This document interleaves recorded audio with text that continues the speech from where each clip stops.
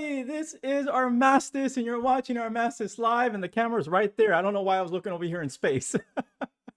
How are you all doing? How is your week going? Are you all staying safe, taking care of yourselves, huh? Showing love and respect to one another? I hope you are, because you know what? I love and respect every single one of you. Today is a special day because, well, I think the intro said it all in of itself. We are finally opening our Shadowbringers starter deck, and I am looking forward to it because I think it's freaking amazing. So I have looked at it over the weekend. I was playing FTCG with my dear friend Ari as her alias, and cool thing is she also got the starter deck. In fact, here, or the starter set, actually here it is, boom, and she sleeved up both of them, and we just played them as is, no modifications. And she played the Scion build because she's a huge fan of Ida and Philia and all those characters, and then I played the other one, which is totally fine. It's okay. I wasn't hurt, and I was kidding. Totally fine. And the decks are amazing, and you know what? I have to say, I think we're going to see another uprise of Scion of the Seventh Dawn, and really just so much more power in just existing builds and in new builds to come along. Honestly, this set is insane, super insane. And I have to say, if you're new to the Final Fantasy TCG, and you want to start today, and you want to start with something, start with this starter set because it is amazing and fantastic. I hope you can find them too, though. They were sold out rather quickly. Hopefully people aren't hoarding and trying to sell them up high prices, but if you can get them, try and get them. It's a fantastic set. Other news is, yes, so we are playing Final Fantasy 14 also on Mondays. So we played last Monday, and we may, if we have more time, do it a little bit more often. Yesterday, I'm sure you all saw there was no Yu-Gi-Oh! Tuesday because I needed the break and I needed to catch up. Work's getting pretty busy, and it's good stuff, you know, on, you know, that side of the of business. But other than that, just been working still stuff on the channel, and I'm super excited just for things to come. Also, want to say you all are amazing. We are at, I believe, 81 now subs. What? That's, I never thought, that's crazy. I honestly didn't think, I wasn't sure if we would ever reach that. That's honestly so cool. When we reach 100, we will do a giveaway, and so please remember to like, subscribe. I think that's what sub is short for. Yes, bell, all that stuff here on YouTube, then on Twitch, and then on the Instagram. My Instagram, I am actually you know, doing a really good job and keeping it updated, you know. So other things, oh yes, I have links to betterhelp.com for mental health. It is super duper important. I hope you're taking care of yourself mentally, emotionally, physically, spiritually, all the other leads. Make sure you're taking care of yourself. It's super important. Take care of others. Check in once in a while, maybe on, you know, family, friends you haven't seen in a while, because I know we're still in the midst of the zombie apocalypse. Social distance, wearing a mask, but check in with them. Send them a text, a message. Yeah, you know, give them a call. I know we don't call nowadays. I'm not big on the calls either. Really, I only get calls from family and my sweetheart tart, and that's really about it. That's really all I talk to on the phone. Not really big on the phone calls, but at least message. So reach out to somebody if you haven't chatted with them in a while. Also, my email is armastislife@gmail.com. Please send me an email about anything, whatever it might be. If it's about Final Fantasy, if you just want to say a quick hello, if you want, if you're going through stuff and you just want to share something with someone, I will always keep everything always confidential unless I have your explicit, of course, permission. Also, go check out my last was it Sunday? It was last Sunday. I did a news and I had a little bit of a rant toward the end about Opus 11. Go check that out. I'm a bit of a believer that we will see more Opus 11 out, available eventually for sale. So you know, be patient. Don't spend $600 for a box. Don't do that. And then yeah, so I think that's it. Without further ado, I guess let's jump in this, shall we?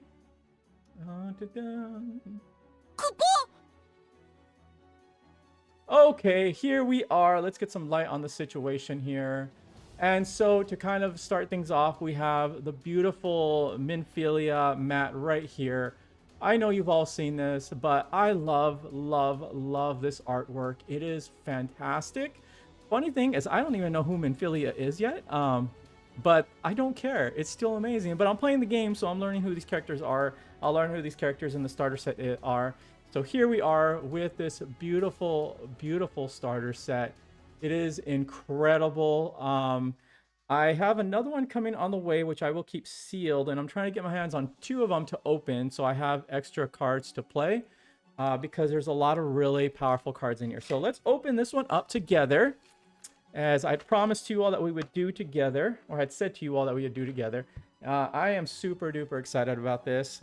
There is just so many amazing cards in this set. Right here at the very tippy top, we got the Crystal Exarch and Emmitts Shell. Ew, let's see here. Go ahead and, of course, so these, oh, look at that. They even, I just noticed they updated the little instruction booklet to include the new Shadowbringers stuff in it. Yeah, so interesting news too. I had also learned that due to the pandemic and the release schedule of Opus 13 sets, and I guess other stuff for Opus 13, that currently with more standard type of tournaments, that it will not be illegal as soon as you get it, like legal to play in tournaments. And I guess there will later be an official time for that, simply due to the fact that not everybody's getting everything at the same time, and to make things fair, which makes sense. I mean, we still haven't even gotten a date yet on the pre-release for Opus 13. And just like, hey, I'm just like all of you out there, I am waiting and hoping to get my hands on that Opus 13, because looking incredible. So let's see, which was, okay, so this one's going to be the Scion. I kind of want to hold off on the Scion deck last, because it is personally my favorite, although this one has immense amounts of amazing cards in it as well. But I just like the Scion thing a little bit better. And let's see if I can carefully open this without ruining the sides. I get really nervous, like when manufacturers pack up starter sets or decks like this, and they all do it, but it's like I just don't want to scratch a side, and I did a good job, so I didn't scratch anything. That's amazing. Okay. Woo! I am excited. This is amazing. Okay, ladies and gentlemen, so we're gonna start here first, taking a gander, a look, if you will, here at Emmitts Shell. We're just gonna go essentially in order. So I know what's in this one. I don't know fully what's in the Crystal Exarch. So when we played over the weekend, I saw mostly what was in this one. I'm sure there's other in Crystal. I don't think I looked at all of Crystal Exarch, and if I did, I may have forgotten, because I really have a bad memory. Anyway, so let's look at this together. So we got Emmitts Shell here, and Emmitts Shell is when Emmitts Shell enters a field, you may pay 4. If you do, search for 1 ice backup of cost 4 or less and play it onto the field. So this card is freaking incredible. And what I did some research, and off the top of my head, I started looking at what cards would be incredible to play with Emmitts Shell. So I love the fact that you're going to be able to summon, so essentially pay 7, which isn't bad. I have here some cards up on this left side of the screen, as you can see here, of cards that would work wonderfully, beautifully here with Emmitts Shell here. All ice, of course, because this is also an ice card. And some of the cards that I kind of noted, and feel free in the comments to comment and share with each other, share with me any ideas you all may have as well in terms of great support for these sets, right? But off the top of my head, and some of the things I did research, is I thought to myself, well, how about Lock and Hurdy, right? Cards, so cards that let you search for stuff, right, when they hit the field. So you get Emmitts Shell, you bring out a Lock or Hurdy, that's going to allow you, that's already +1, and then you're already going to get another one to the hand through search. That's another +1. Freaking powerful, amazing strategy here. Other cards, of course, are Bard. I thought of Bard as a great strategy, especially if you're trying to go in for game and you're afraid of your opponent having resources to use summons or abilities. Play this, get Bard out there, dull all backups, super powerful, and you can play Bard at 3 because it's got the multiplier. And so right off the bat, immediately, you can just keep, maybe bounce Emmitts Shell with like a Renoa or, I forgot the other one off the top of my head. Yep, sorry about that. But you could play this one over and over and just keep using Bard and, just dulling backups. I think amazing strategy. And then, of course, we also do have Sid Reigns here that I like. When Sid Reigns enters the field, you choose one dull forward your opponent controls and deal 7,000 damage. And most likely it'll be on a turn, obviously, when your opponent has declared an attack and it's dull now, or maybe it's dulled in some other way. And then you play Emmitts Shell. Sid Reigns, 7k, really amazing, not too bad. And then Edward, I think, is also fantastic here. Edward coming out on the field, having your opponent discard a card from their hand, which is pretty dang amazing. So it's immediately like this, get Edward, -1 to your opponent. It's freaking a fantastic card. I love it. This card, I think, is worth playing at least at 2 in a build, depending on what kind of build you're going to end up playing on. So yeah, it's amazing. It's amazing stuff. Yeah, so let me know what you all think about Emmitts Shell and your thoughts on this card, because I think it's fantastic. All right, let's see what we got next. So we should have, let's see how many copies come of Emmitts Shell. So we got 1, 2, and Trey. That's good. That's fantastic. I will sleeve these later, of course. Now, next up, we have Titania. Now, I am hoping that Titania comes in a full art foil form, because this card already in its non-foil form is beautiful. So it's a Pixie King. I don't know if any Pixie Kings are off the bat. Everything, I believe, is FF14 as well in the starter set. It should be, which is amazing, because we get so many more FF14 category cards, so get so much more support. Now, Titania is a card, when I was playing this build, I had a hard time getting it out there, but I think with the correct, so I built for fun already like a monster supportive build, and I think with the right kind of build, Titania could really shine. And so some of the stuff that I had thought of right off the bat with Titania was, of course, Realm and Kefka, right, which play really well with monster support, as well as Mira. And with this combination, you'll be able to get monsters out there onto the field pretty quickly, or at least into your hand with the combinations here of Realm and Mira and their effects. And then, of course, with Kefka, so this would be like maybe an ice, water, dark kind of build. I think makes a beautiful combo. My friend Ari, she played this amazing, and I got this idea from her because over the weekend, she didn't put Titania in the build, right? She had this separately, but she had a Kefka Realm Mira build. It played beautifully. In fact, I lost our last game against each other because I think she had 6 monsters on the field and she turned them all into forwards with 7k with Kefka. Yeah, it was not great for me, but it was freaking awesome to see. So I think with Titania, in this sense, it helps you because it's honestly easy to get the forward and the backup out there, obviously. But getting monsters and summons available to you in the break zone or even on the field was a little rough. Took a little bit of time, but I think with those combination cards, it works great. And then, of course, the other effect here. When Titania enters the field, choose up to 2 characters opponent controls, dull them, and freeze them, which is already just an added benefit. It's only cost 2. So, yeah. So, we got 3, I believe 3 Titanias. I hope so. I hope each of these come with 3. So, let's see here. I don't know how I want to do this here. So, we got 1, 2, 3. Okay. So, there we go with 3. All right. So that's it for Titania. Now we get the other cool support, like we get some more Emmitts Shells, which is pretty amazing. I really like the Opus 12 Emmitts Shell. I think off the bat, this card, I think this was the most powerful Emmitts Shell. It may be second, maybe,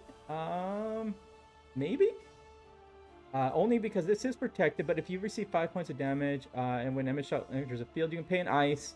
You do so, you select one of the two following. You choose one dull forward and break it, or you choose one forward of cost 2 or less in your break zone and play it on the field, which is kind of cool. It is 9, but I don't know. I kind of like the other Emmitts Shell a little bit better. But there are 3 of them in here in the starter. So I do find it fascinating, though, that starters do play multiple of cards without the multiplier.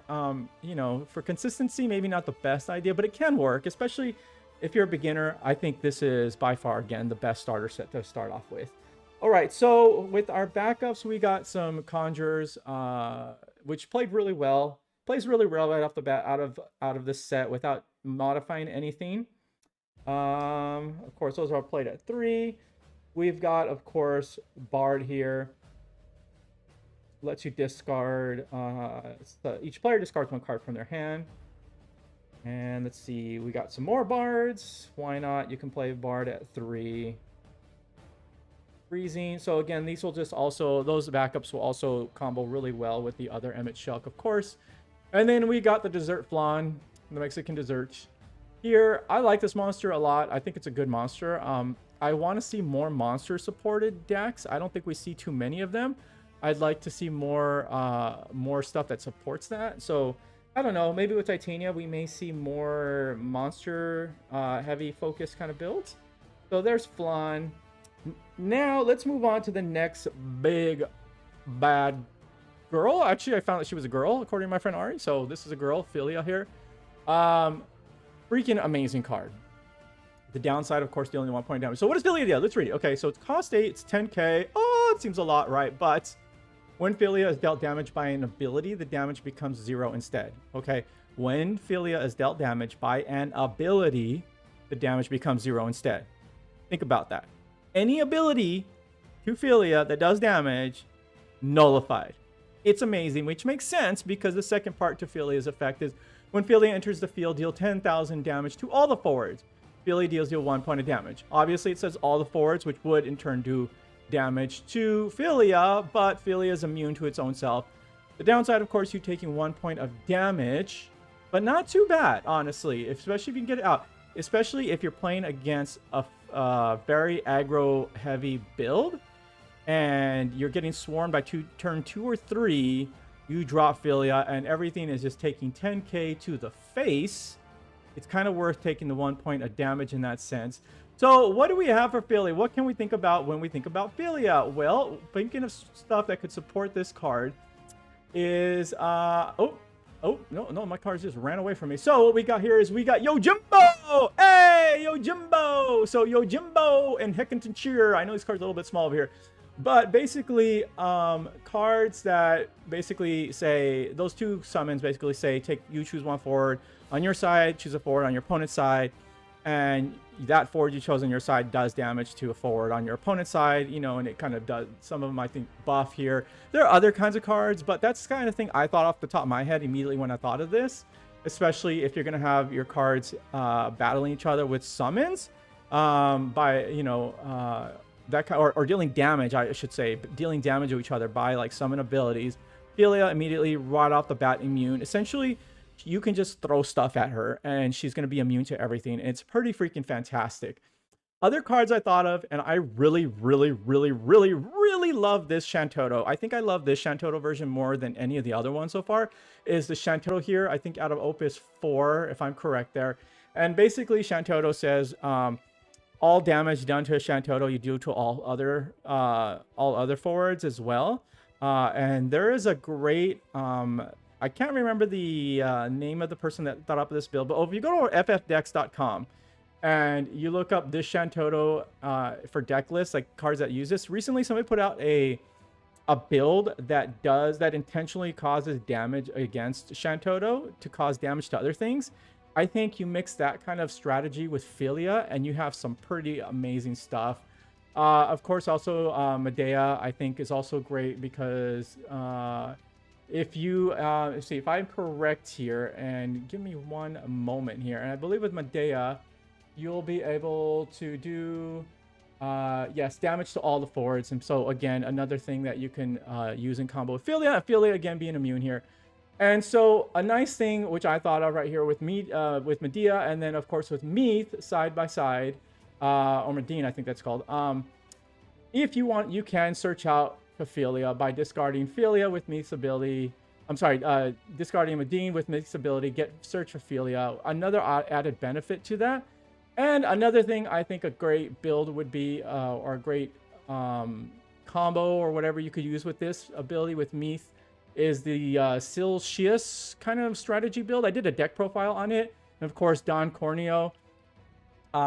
This I think would go good in that ice, fire, you know, the warm water build that I made, especially with Meeth. You're just filling your graveyard already anyway with monsters. And of course, if this is worthless in your hand, Meeth, you just discard it. You add more to basically just give more mana, more energy, whatever you might want to call it, to the Siltius.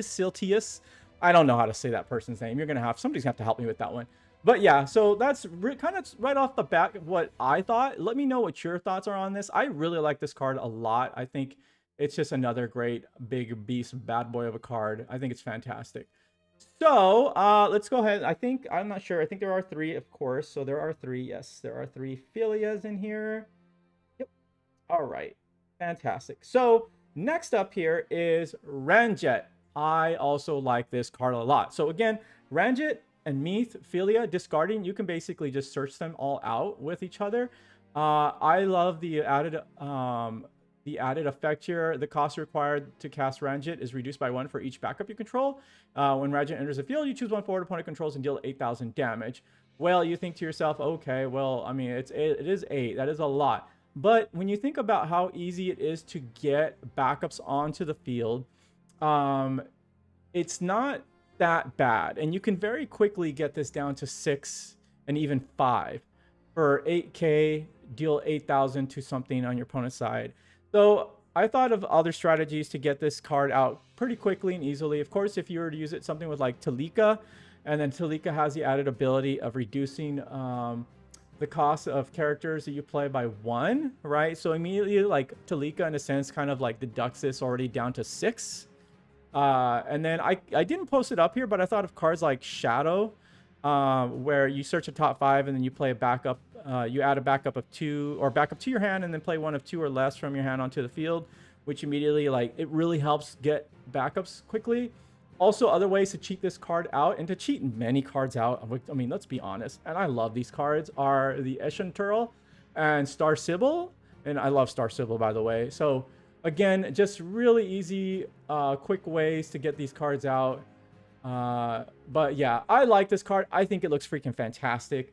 Let me know other strategies. Share down in the comments other strategies you all thought of when it comes to this card. I hope we see more play of it. I think it's a fantastic card. So we got Ranjit here. Looks incredible. And there should be 2. Yeah, there's 2 there. All right.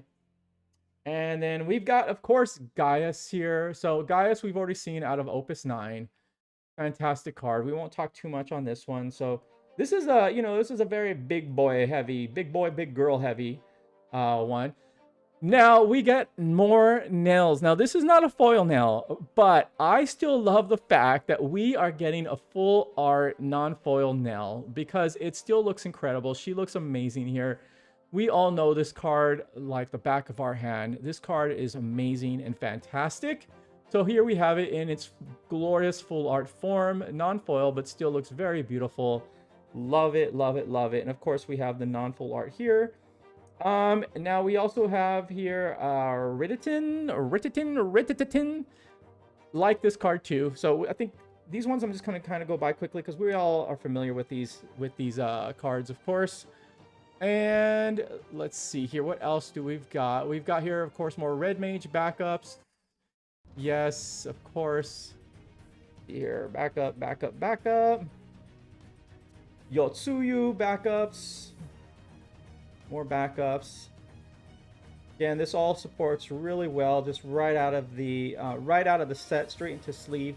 You just play with a friend if you're new. It's a really amazing. Now this chose to use this form of Ifrit, which I think is perfectly fine. I think this Ifrit is a really good version, and also my favorite version of art when it comes to the different Ifrits out there. Now we are into, ladies and gentlemen, let me tell you, I was a little disappointed this was not in a foil. I really wish that these would have came in a foil. And I really wish we would have been able to get 3 of them, but we only got 2, and that's okay. But Innocence here, and I hope we see a full art foil version of this in Opus 13. But this card is freaking amazing. I love this card. Okay, let's read this card. First, it has Brave. It's cost 4. It's light. It's 9k. If you have a card named Innocence in your break zone, Innocence gains. Pay 1 fire, dull. Choose 1 forward, deal it 10k damage. Oh my gosh, it's ridiculous. If it just stopped right there, it would already be good enough. Okay, next effect is... Notice how it says and. Okay, not or, but and. Pay 1 ice, dull. Your opponent discards 2 cards from their hand. You can only use this ability during your turn and only once per turn. I love how they had to say once per turn because, you know, otherwise people would try to cheat away how to undull this card to use multiple times. But even doing that, being able to undull this card multiple times, you're at least going to be able to cheat out that first part of dealing 10k damage to a forward. This card is freaking incredible. But you may say Armastis, but it requires you to have an Innocence in the break zone. Well, do not despair. Do not despair, peeps, because I thought a little bit about that too. And I think this card will pair well with my warm water build that I made, right? Again, right? Fire, ice. That's why it's warm water. Why do I have to keep... It's weird, right? I'm getting... You know you're getting old when you have to explain the joke, right? When you have to explain the joke to others. So anyway. Again, the Siltius, however you say that one name. And of course, Don Corneo. Yeah. I think he's Italian. I don't know. But here, right? You get Don Corneo. You can get this card milled, obviously. Especially if you can't discard this card because it is light. But you can at least mill it, which should help in that sense. And even if you do manage to get it out, and you know, like you only have 1, you have none in the break zone, it's a great defender. It's only cost 4 and it's 9k right off the bat, which is pretty amazing. So it's worth like sacrificing to block and just let it hit the break zone. I like this card. I think it pairs well. I want to revisit that last deck that I made for my deck profile that I displayed on Friday, that I showcased on Friday. And maybe do something with light, because I think the last one, yes, the last one did feature dark, but I think with something with light would be really fantastic. I think this is a great card. It's a beautiful looking card. I don't know this character. Oh wait, oh, my mistake. Oh, my mistake, ladies and gentlemen. There are 3.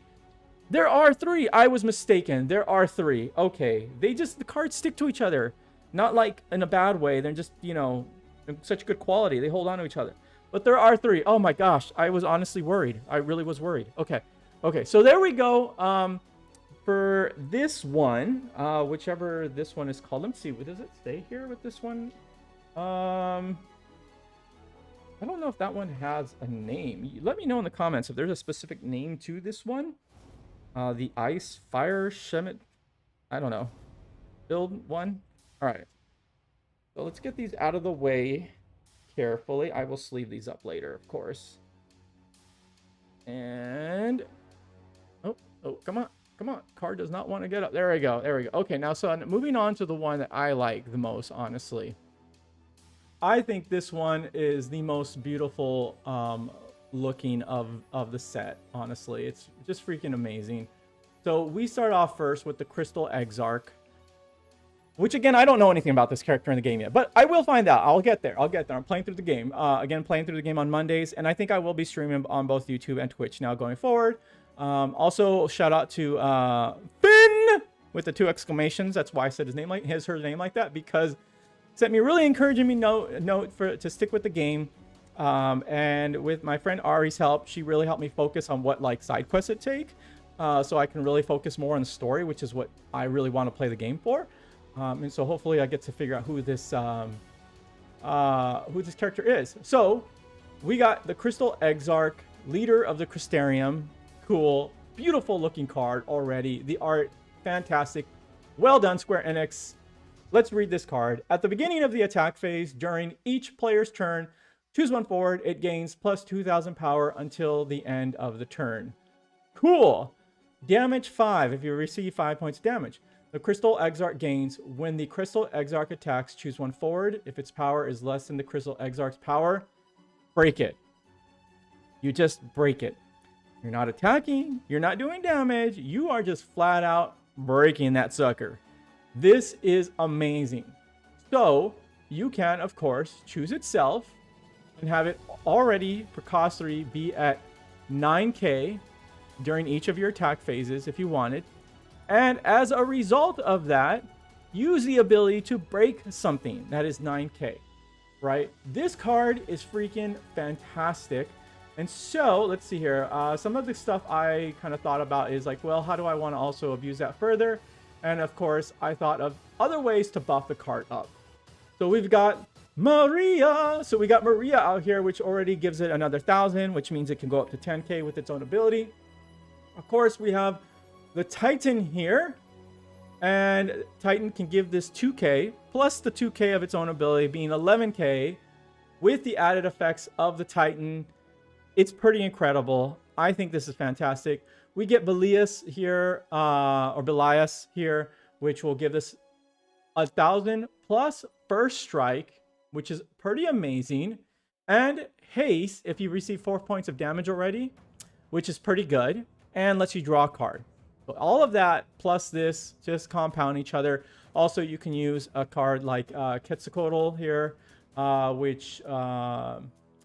till the end of the turn, this can gain 2,000 power. And of course, you can also decrease the power of one of your opponent's forwards, which will already get it to lower something here. So say if for some reason they have like some insane like 14k forward out there, you can decrease it by 2 with Quetzalcoatl, give this an extra 2 by 9, plus an extra 2 with Quetzalcoatl 9. So what is it, 10, 11?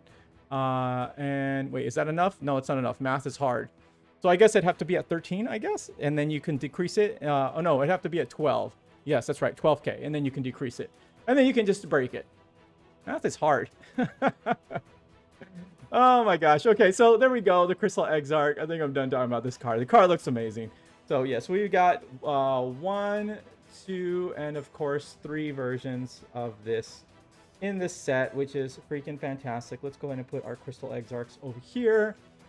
And of course, we must have, because this is a Scion of the 7th Dawn, another beautiful, another powerful Ishtala. I am looking forward to knowing more about this character in the game. I love all of her cards. All of her cards are amazing. And you all use them. I think they are all freaking fantastic. She is so powerful. She seems to always be immune of something or protected from something. And so this one is no exception here, where an Ishtala cannot be chosen by our opponent's summons. When Ishtala enters the field, you choose one forward in your break zone. If its cost is equal to or less than the number of Scion of the 7th Dawn you control, play it onto the field. There's not really much to say about this card other than it really buffs up Scion of the 7th Dawn builds. Stuff that already existed. So I'm rather new, right, to the game as a player, but I have looked at past tournaments, and of course I know that for a season that Scion of the 7th Dawn, I think maybe in a few seasons, Scion of the 7th Dawn builds were super powerful. I think this support here that we see in this starter set should bring Scion of the 7th Dawn up again, perhaps more in competitive play. So I'm excited to see that. Yeah, I think this is just a beautiful, beautiful card here. Yeah, I mean, all Scion of the 7th Dawn cards, I think, just look incredible. So we get 3 of those. And so we get some repeats here. Of course, we've got here Rabon here, which looks okay. I like the other one. It comes out of Opus 8, I think, or 2. It looks really incredible. Of course, we get some Batman backups. You got to get Batman out there. Batman's super important. The Miner. Yep, okay. Momodi. So more backups here. Krill. Beautiful looking little Krill. And now here is what I'm talking about, ladies and gentlemen. This card. Oh my gosh. Why is there not a foil full art? And if there is, please let me know. And if you have one, please let me buy one from you. because this card is amazing. Look at the playmat, and then this card. And just so you know, I set this beautiful art as well as my screensaver on my iPhone because this card looks incredible. Me and my friend Ari, we look at this and we just gawk over the art of this. This card looks so amazing. I'm not gonna jump much into it. This is a reprint, but to get this as a full art is wonderful. Thank you, Square. Give us a foil of it as well. So here is, of course, a non-foil version reprint. Now we get a new card here, Yuri Anger, which is really a great card. So Yuri Anger has experts. When Yuri Anger enters in the field, reveal the top 2 cards of your deck, add 1 category 14 card among them in your hand, return the other cards to the bottom deck in any order. This just goes beautifully with 14 cards, but let me pull it up here. Some other great support I think that Yuri Anger can lend itself to is, of course, searching out Nail, right? Which is super powerful as is already. And then Thancred lets you get the cool Opus 12 Thancred quickly as well. And I think could serve itself very, very well with Dragoon builds, specifically with this version of Estinian Dragoon builds. I honestly don't see why you wouldn't want to add Yuri Anger to that strategy. This is just an all-around great card, especially that it has that X burst. Yeah, just a beautiful one. Really, really good card. So we got 3 of those, thankfully.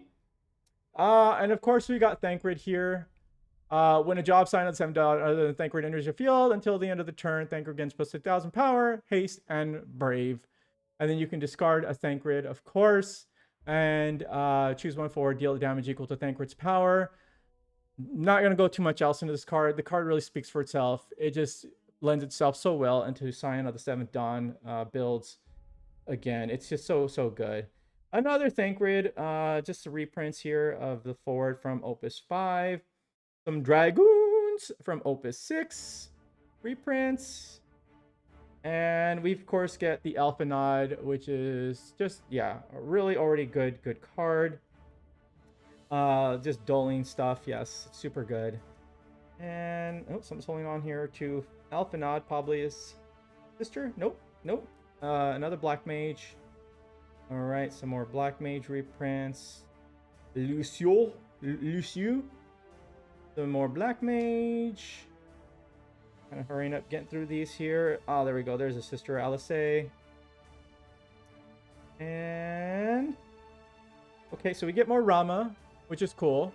I do like this Rama. It's affordable. I think it's probably the best Rama so far in the set. In Final Fantasy TCG, this is my personal opinion. I just really like that Rama a lot. Now here we go. So let me make sure. Okay, we do have 3. Oh my gosh, hard attack. There's only 2. So we have the beautiful Oracle of Light. I love this card too. Another fantastic card. So lends itself well with Scion of the 7th Dawn. So this of course says job Scion of the 7th Dawn forwards you control gain 2,000 power. Fantastic, cool. When the Oracle of Light is put from the field into the break zone, you may remove the Oracle of Light from the game. When you do so, choose 1 job Scion of the 7th Dawn in your break zone and play it onto the field dull. Just like that. Just like that, ladies and gentlemen. Doesn't matter its cost, how high it is, how low it is, whatever it may be.